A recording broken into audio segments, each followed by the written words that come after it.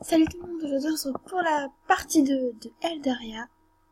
Donc c'est toujours l'épisode 1, mais la partie 2. Donc, on en était à que l'espèce de licorne nous expliquait que la garde d'elle était divisée en 4 parties et que les personnages qu'on a vus tout à l'heure sont la tête d'une d'entre elles.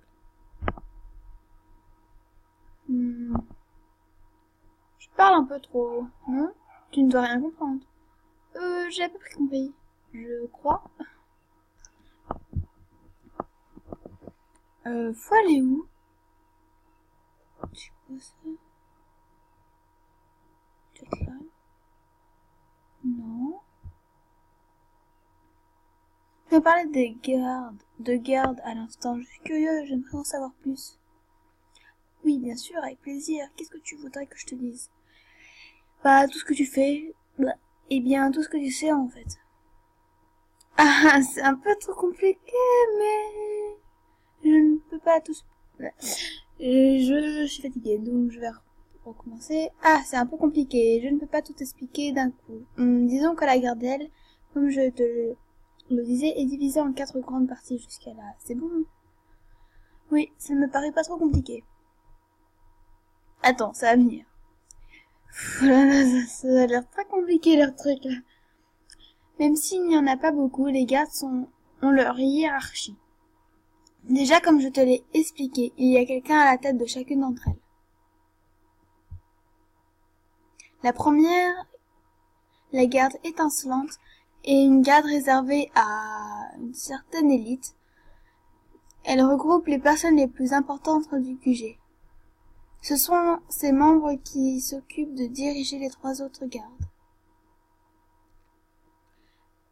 Et la personne qui régit cette garde est Miko. Tu dois la connaître maintenant. Oui, c'est l'une des premières personnes dont j'ai retenu. Pas faux, parce que c'est elle qui nous emmerde un petit peu là en ce moment. Tu sais, elle n'a pas l'air comme ça, mais elle est très gentille. Elle a juste un caractère difficile. C'est peu dire. Je plaide une cause perdue, on dirait. Où est-ce que j'en étais? Tu parlais de la garde étincelante. Ah oui, je crois que j'ai tout dit à son sujet. Viens, on va continuer de chercher. Je t'expliquerai sur le reste sur le chemin. Ouais, l'escalier? Non. Quels sont les autres gardes dont tu me parlais? Dis-moi si je te pose trop de questions. Hein.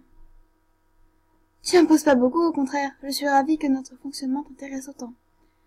Après la garde étincelante, les 3 autres sont au même niveau. Elles sont seulement des spécialités différentes et les missions correspondant aux aptitudes de leurs membres. La garde absente est spécialisée en alchimie et tout ce qui touche à la préparation de potions. On y trouve des espèces très raffinées, de Faeris, donc tu fais quoi? Comme par exemple les elfes, par exemple.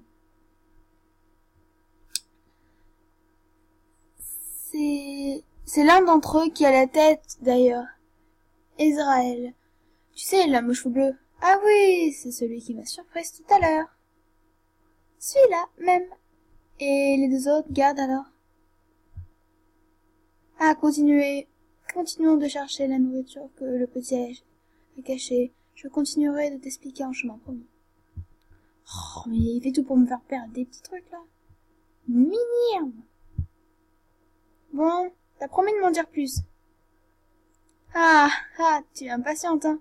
On va voir si tu as un peu retenu ce que j'ai déjà expliqué. Tu es d'accord? Ça peut te faire plaisir, pourquoi pas? Parfait. Alors, qu'est-ce que la garde étincelante? La garde gérant toutes les autres. Tout à fait. Tu ne devrais pas en avoir du mal à retenir. Tu ne devrais pas avoir de mal à retenir le reste alors. Évidemment, je suis une bonne élève. Ou alors c'est moi qui suis un très bon professeur. Et il est très modeste. En tout cas, une autre des gardes d'elle est la garde de l'ombre. Elle est spécialisée dans l'exploration, dirons-nous, mais également dans tout ce qui touche de près ou de loin aux notions de discrétion, d'information, une sorte d'espion, en somme. Et la personne à sa tête est Nevra. Tu sais, celui qui nous a gentiment demandé de récupérer à sa place les vivres qu'on nous a volés. Ouais, je m'en souviens. Manger. Ah, tu n'as plus qu'à m'expliquer ce qu'est la dernière garde, et je saurai tout sur Eldaria.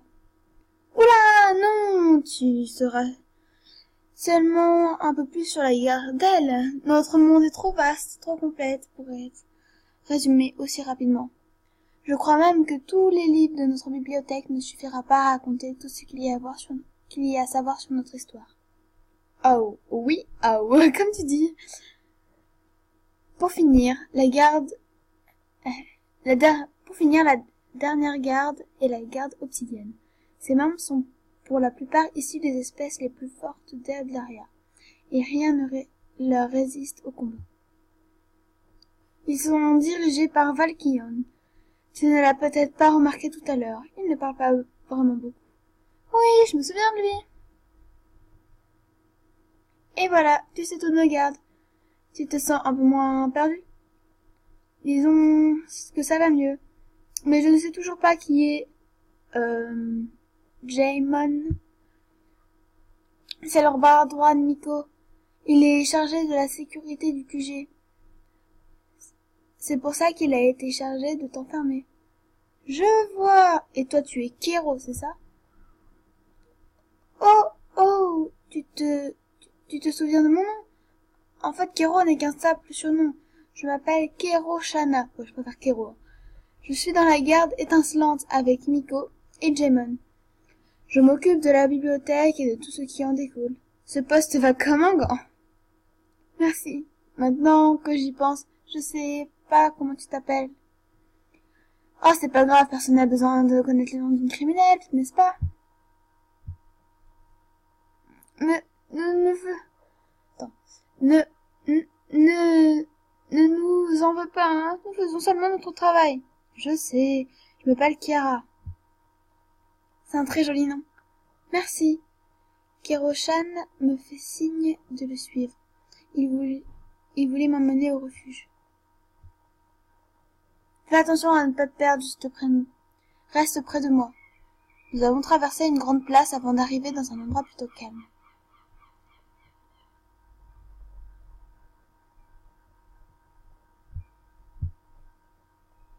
Voilà, on n'a rien trouvé dans le QG, alors je pense que le petit a dû cacher les vivres ici. Les vivres, vous rationnez la nourriture? Se nourrir est assez compliqué chez nous. Alors oui, nous y sommes obligés. Dis-moi si tu les vois. Lancez le tutoriel pour me séjour. Oui. Hop. Super, dis donc, tu as l'œil pour ce genre de choses. On va pouvoir retourner, remettre ça à sa place. Elle a l'air en proie à une lutte intérieure. Je vais laisser un petit bout de pain, comme ça quand le garçon reviendra, il aura quand même quelque chose. Mais pas moi, Miko. Promis. De toute façon, je ne vois pas trop comment je pourrais lui dire quoi que ce soit. Elle ne semble guère m'apprécier. Pas faux. Tu lui parles à ton va direct en prison.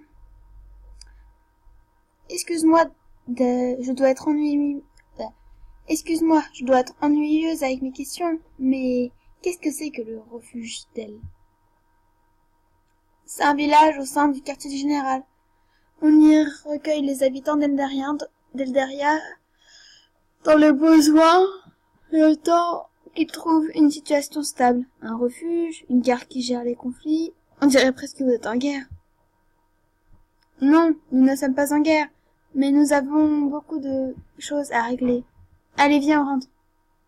Nous sommes retournés à l'intérieur du QG. Oui, d'accord. C'est là, elle est là. Voilà, tout est à sa place. Kero, est-ce que tu peux me faire rentrer chez moi maintenant? Je suis désolée, Mais ce qu'on t'a dit est vrai. Le chemin que tu as emprunté est à sens unique. Mince alors. Repartir d'ici est beaucoup plus compliqué. Mais n'y a-t-il vraiment aucun moyen? Ah, Kéro, tu as récupéré la... Israël a regardé dans ma direction, coupé dans son élan. Un large sourire s'est dessiné sur son visage. Toi, tu vas avoir des problèmes. Ça, c'est sûr. Ah, attends, elle m'a aidé. C'est elle qui a retrouvé la nourriture. Vraiment. Tu ne veux pas m'aider à convaincre Miko de la laisser ici ou au village jusqu'à ce qu'on puisse la renvoyer chez elle? Je sais pas, qu'est-ce que j'y gagne?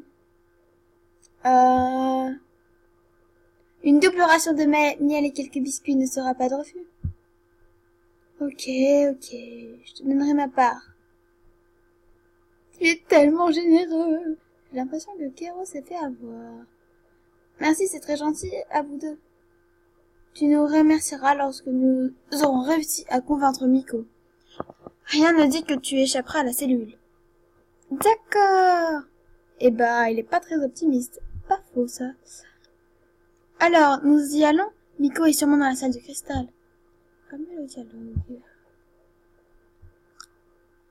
Israël garda le sourire jusqu'aux lèvres tout en accompagnant jusqu'à Miko. La situation semblait beaucoup l'amuser, sans que je sache pourquoi. Kero-chan, lui, paraissait plus nerveux à mesure que nous avancions.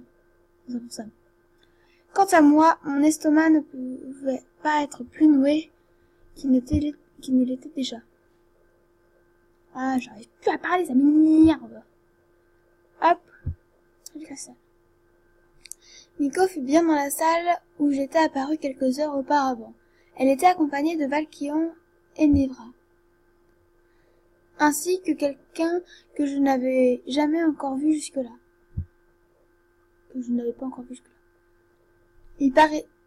Il paraissait au beau milieu d'une conversation des plus importantes, à en juger par le ton de leur voix. Ce n'était peut-être pas le bon moment de demander une faveur à Miko. C'est pas vrai! Ça fait 2 fois que ce type arrive à pénétrer ici. Au moins, tu l'as fait fuir, attends. D'accord, elle est coupée en deux. Leiftan, est-ce que ça va? Tu n'as rien de caché? Ne t'inquiète pas, j'ai rien.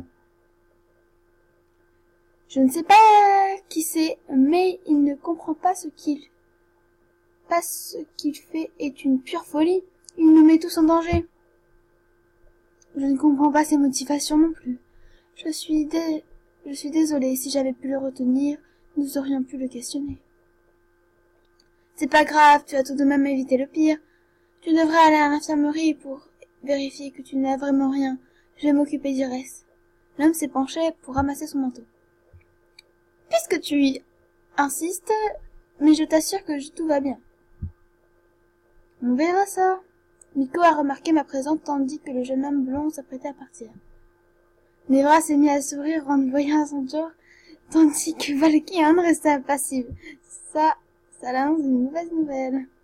L'homme, qui s'appelle Leiftan, lui, a l'air surpris de me voir, comme toutes les personnes qui m'ont croisé dans ce monde jusqu'à maintenant. Je croyais avoir demandé qu'on la ramène dans sa cellule. Eh bien, c'est ce qu'on s'est dit que... Kéro... Elle m'a aidé, je pensais que la remettre dans sa cellule n'était pas vraiment utile. Tu pensais, hein? Miko a rallumé sa flamme de son bâton, l'air passablement énervé, pendant que Kéro se ratatinait progressivement. Elle a l'air gentille, et un coup de main en plus pourrait toujours être utile, non? Ça suffit. Je ne vais pas changer d'avis parce que tu l'as trouvée gentille. Tu trouves tout le monde gentil de toute façon. Kéro s'est mis à bafouiller en lançant un regard suppliant à Israël pour qu'il aide, mais ce dernier semblait ne pas décider à lever le petit doigt. La situation a l'air de l'amuser. L'aide est venue de quelqu'un d'autre. Pourquoi pas lui donner sa chance? On sait jamais. Ouais, elle est plutôt mignonne. De plus, c'est une humaine. Elle pourra servir de tapas lors de certaines missions. Je pourrais servir de quoi? Non mais il pense... Oh, une merde. Et si elle ne fait pas l'affaire, nous pourrons toujours la perdre dans la forêt. Oh le...